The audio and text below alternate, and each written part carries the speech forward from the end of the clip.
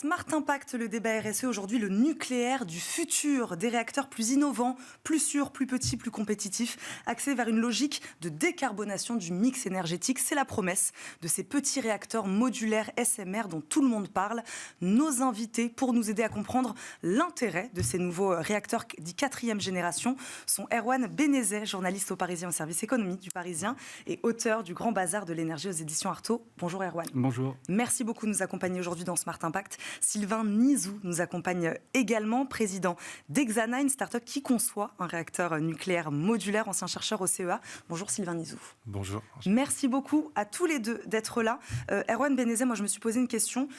Un mot sur cette bascule. Donc le débat, il tourne plus du tout autour du sortir du nucléaire, mais bien sur la construction d'un nouveau nucléaire. Ça, comment vous l'expliquez? La bascule, elle s'est fait quand? Alors, effectivement, le mot de bascule illustre tout à fait ce qui s'est passé. On a eu une sorte d'hiver nucléaire pendant une petite dizaine d'années, entre Fukushima en 2011 et le discours de Belfort du président de la République sur le site d'Alstom, le 10 février 2022. Entre-temps, il y avait... Alors, en France, ce n'était pas une sortie du nucléaire comme le visaient d'autres pays, notamment l'Allemagne ou la Suisse, mais c'était effectivement un objectif d'une réduction de la production d'électricité. On est les champions en termes de part de production nucléaire d'électricité en France. On produisait 3/4 sur la base du nucléaire et le quinquennat précédent, François Hollande, voulait la réduire à 50%. Donc on était sur ces objectifs-là. Emmanuel Macron arrive à la présidence en 2017, les choses commencent à bouger et au bout de quelques années, notamment 2022, on annonce qu'effectivement, on repart sur une toute nouvelle ère. Le phénix nucléaire renaît de ses cendres et avec un objectif de construction de nouveaux réacteurs. Et aujourd'hui, le premier jalon, c'est la construction de 6 nouveaux réacteurs dits EPR2 avec sans doute la première branchement sur le réseau entre 2035 et 2040 à Penly, donc sur un site déjà existant, et ça c'est important de le préciser. Oui, c'est important de préciser en effet les objectifs et les ambitions du gouvernement là-dessus. Donc on repart dans le nucléaire, mais vers un nouveau nucléaire, c'est pas exactement le même, on va en parler. Bon, évidemment, je vous pose la question à vous, Sylvain Nizou, puisque vous vous êtes axé sur ce secteur-là. Pourquoi il y a autant d'engouement aujourd'hui autour des SMR ? La raison de l'émergence des SMR, c'est appelé par un besoin d'une certaine manière. Aujourd'hui, dans le défi de la transition énergétique qu'on doit engager, associé à la transition climatique, le choix des différentes stratégies de sobriété, d'efficacité énergétique, de développement des renouvelables, nécessite aussi d'être accompagné par le développement d'autres sources d'énergie bas carbone, qui émettent donc peu de CO2, et le nucléaire fait partie de ces solutions. Et on va dire que des évolutions technologiques et puis l'identification de nouveaux usages de l'énergie nucléaire, au-delà de la simple production d'électricité sur les réseaux, permet de faire émerger justement ces technologies de petits réacteurs nucléaires modulaires qui ne sont pas toujours si petits que ça, avec toute une gamme de réacteurs avec des niveaux de puissance différents, et puis surtout des nouveaux services. Des services de production de chaleur à plus ou moins haute température, en plus de l'électricité, et à partir de ça aussi cette capacité à produire efficacement d'autres services industriels, énergétiques, comme la production d'hydrogène. Le vôtre, celui sur lequel vous travaillez, à quoi il ressemble? Expliquez-nous ce que c'est cette faible puissance modulaire. Voilà. Alors, Hexana, c'est une start-up, pour commencer, qui porte la conception d'un réacteur nucléaire modulaire de 4e génération, qui s'appuie sur une technologie qu'on connaît très bien dans le monde et très bien en France, qui est la technologie des réacteurs à neutrons rapides refroidis au sodium. Cette technologie-là, c'est quelque chose, c'est un capital, un savoir-faire, un patrimoine technologique qui a fait l'objet déjà de réalisations dans le passé, des réacteurs expérimentaux comme le réacteur Phénix, qui a fonctionné pendant 35 ans, expérimental, qui s'est arrêté en 2009, à la fin de sa vie expérimentale. Le réacteur Super Phénix, qui est un réacteur qui a pu démontrer en fait la faisabilité à grande échelle et industrielle de cette technologie-là, qu'on a arrêté dans les années 96-97. Et puis encore récemment, la recherche française et l'industrie ont travaillé sur un projet qui s'appelait le projet Astrid, et qui a permis de renouveler les compétences, qui a permis de développer des nouveaux moyens. Et donc c'est on va dire, ce savoir-faire et cette technologie qu'Hexana a décidé de reprendre. Elle capitalise sur ses acquis, sur ses savoir-faire, pour fabriquer un objet qui est complètement nouveau, qui est plus petit, qui est moins puissant, mais qui va rendre des services nouveaux.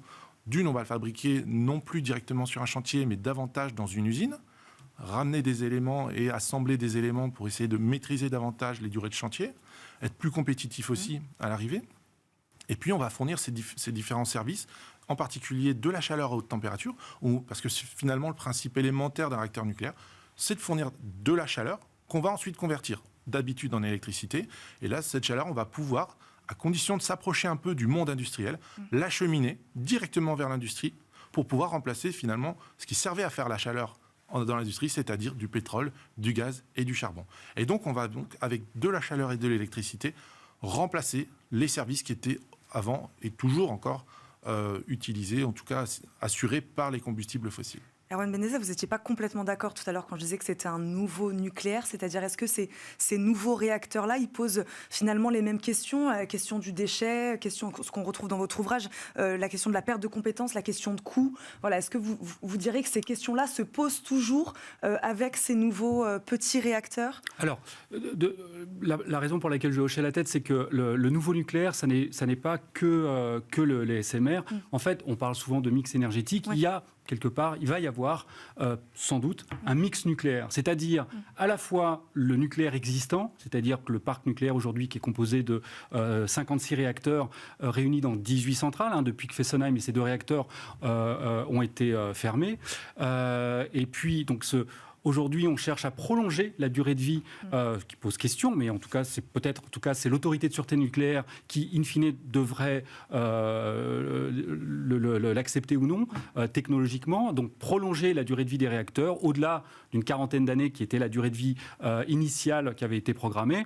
Et puis, à côté de ça, il y a effectivement éventuellement les SMR, les petits réacteurs, les small modular réacteurs, qui ont l'intérêt aussi de pouvoir être produits en usine. C'est cet aspect modulaire et non pas directement sur le chantier, et donc de faciliter à la fois sans doute la production, en tout cas c'est ce qui est espéré, et puis de mutualiser. Ça, vous l'avez dit tous les deux, ça c'est un point important, c'est un point intéressant celui-là. Ouais, c'est important, ça change beaucoup les choses, en particulier la capacité à qualifier, à valider certains assemblages, certaines pièces dans l'usine, et finalement réduire les incidents, les risques qui pourraient intervenir sur un chantier, et ainsi ne pas retarder le chantier, valider un maximum d'éléments en usine, avoir des stratégies de production, en fait, celles qu'on a sur l'aéronautique, par exemple. On fait des gros objets, mais en très grande série.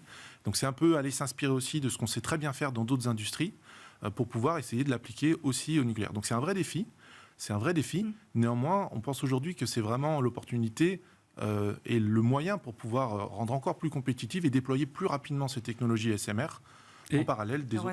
Et dans ce nouveau nucléaire, il y a aussi les prochains, j'ai commencé à en parler au début, les prochains réacteurs dits plutôt classiques, qui aujourd'hui continuent à être des réacteurs de 3e génération, donc sur le modèle de l'EPR qui est fabriqué actuellement à Flamanville. On parlait de l'importance de maintenir à la fois de contenir les coûts et la durée des chantiers. L'EPR de Flamanville, pour le rappeler, c'était 3,3 milliards d'euros au départ quand il a été lancé au mi-temps des années 2000. Et aujourd'hui, on en est à plus de 20 milliards. Il devait être mis en service en 2012. Et a priori, là, ça vient d'être annoncé, il serait mis en service mi-2024, à une plus faible puissance que ce qui avait été prévu. Mais donc, il y a la prochaine génération, ce qu'on appelle les EPR2. Et là, ce que justement Emmanuel Macron a lancé à Belfort, c'est le projet de construire 3 paires, donc 6 réacteurs, à Penly tout d'abord, puis à Gravelines et à Bugey. Non, pas Bugey, j'ai un trou de mémoire. Donc 3 paires de réacteurs. En tout cas, c'est tout ça qui va coexister voilà, demain. Exactement. Donc vous avez à la fois le nucléaire existant, le nucléaire de demain, mais sur un modèle déjà connus, et les réacteurs modulaires, sans parler d'autres technologies. Mais alors là, on est sur un horizon encore sur plusieurs décennies, par exemple de fusion nucléaire, c'est-à-dire ce qui se passe dans le Soleil. Sur les questions que je vous posais tout à l'heure, Erwan Benezet, c'est à l'avenir, ces questions-là, elles vont finir par se résorber, on va avoir des réponses à cette question.